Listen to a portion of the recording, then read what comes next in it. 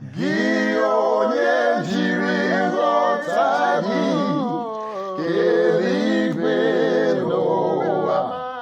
gị onye okwu ọnụ ya na-adịghị ama